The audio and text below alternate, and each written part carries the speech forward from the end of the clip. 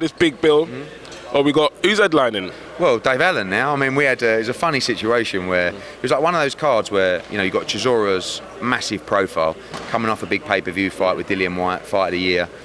And then you got Josh Kelly, who's like one of the biggest upcoming stars in boxing, Joe Cordina, Conor Benn.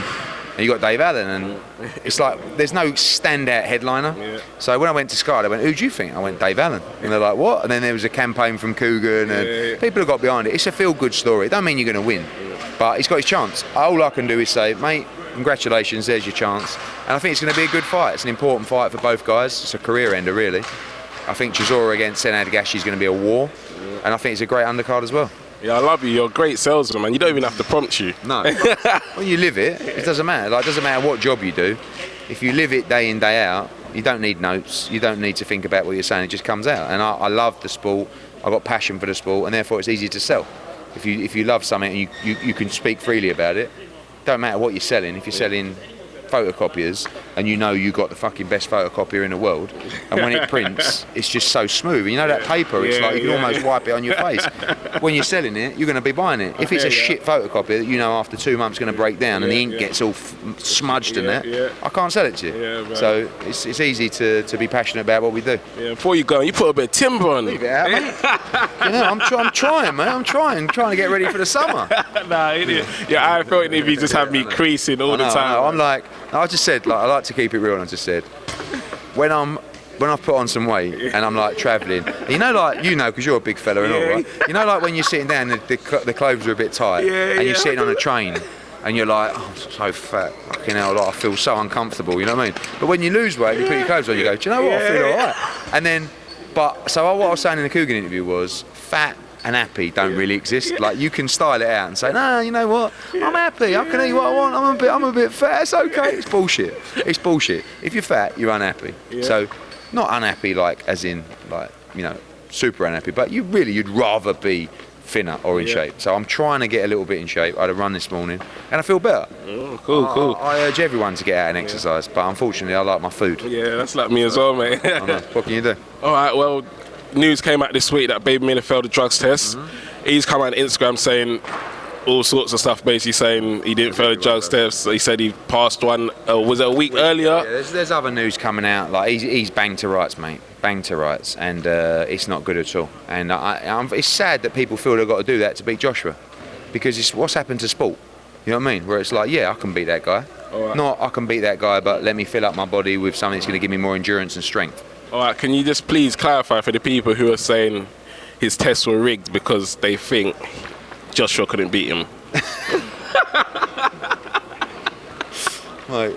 Yeah. What we did is we went to this independent agency, VADA, and we had some high-profile meetings and said, please, can you fuck the whole show up for us? Yeah, ruin my life and my Easter weekend, and let him fail a drugs test so that everyone can moan at me, everyone can get on my back. Then I've got, I mean, you know, it's like people are weird, but you know, obviously the one thing I wanted more than anything was for that fight to go ahead. It's sold out, like, it's massive, and he was the guy we wanted, but unfortunately he couldn't help himself, and that's sad. So all right, I think we've got like a couple opponents. Joe, you said Joshua wants to face Ortiz. He does, yeah, and I spoke to, they ruled themselves out first. There has been a couple of conversations since.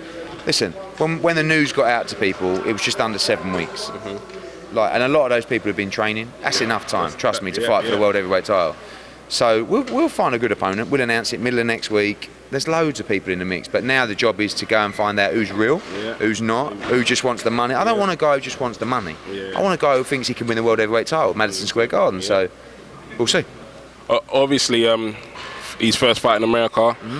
He's not fighting on pay-per-view. He's fighting on the DAZN network, you know, monthly subscription kind of thing.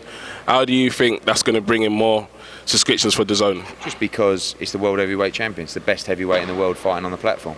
So Jarrell Miller, we got a lot of stick when we announced Jarrell Miller, but he had the good chat, you know. So really, people are tuning in to watch the best heavyweight in the world, and he'll be in a proper fight. So Madison Square Garden, big card as well. Katie Taylor's fighting the undisputed fight on the card.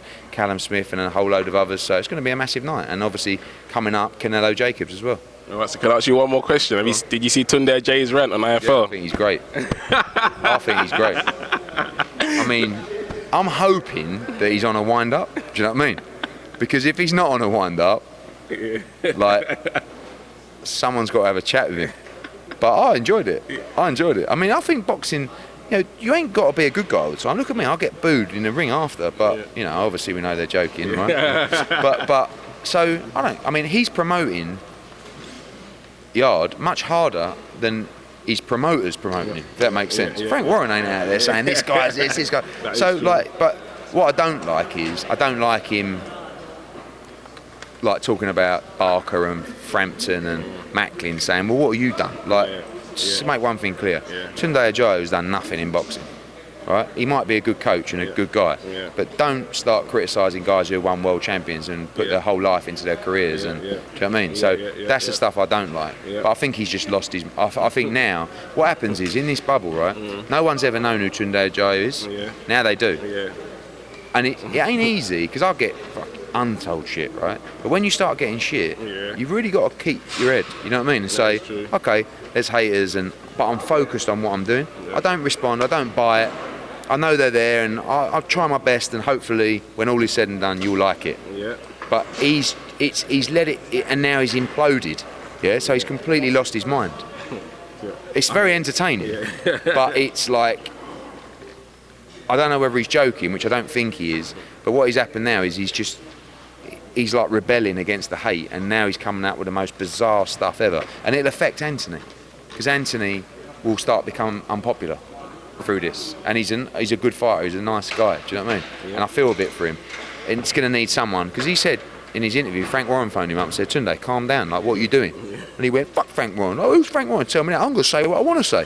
It's like, but really, Anthony should say to him, mate, like, just chill. It's quite funny, but don't start slagging off world champions and stuff like that. People who paved the way, basically. But listen, everyone, this is what we do, isn't it? Everyone's got, this is why we got platforms, you guys, IFL, whatever. You can say what you want. So we're going to ask you quick questions on the spot. Hearn Crawford, who wins? Well, in my heart, Hearn. Obviously, it's a very, very tough fight. I rate Crawford as like a pound for pound great fighter, so it's going to be very difficult. But if he can keep his discipline and his shape, I think he's got enough skill and speed to hang with anyone. Canelo Jacobs, who do you think is going to win? Danny Jacobs every day of the week. Kid Galahad versus Josh Warrington. Kid Galahad. You believe that? I do. You know what it is? Don't get me wrong. No, I think he's going to win as well. For Josh Warrington. Josh Warrington, I'm a big fan. Right? I used to promote him. His wins have been brilliant, Selby and Frampton. I just think it's a horrible fight for Josh Warrington. He's expected to win. He's slippery, awkward, horrible. Galahad, he's up for it. You backing your man? I'm backing my man. All right, thank you very much for having us, Eddie. Fight Fan TV, mate. We'll tag you with a couple of posts. Hopefully you had us back. Sweet, mate.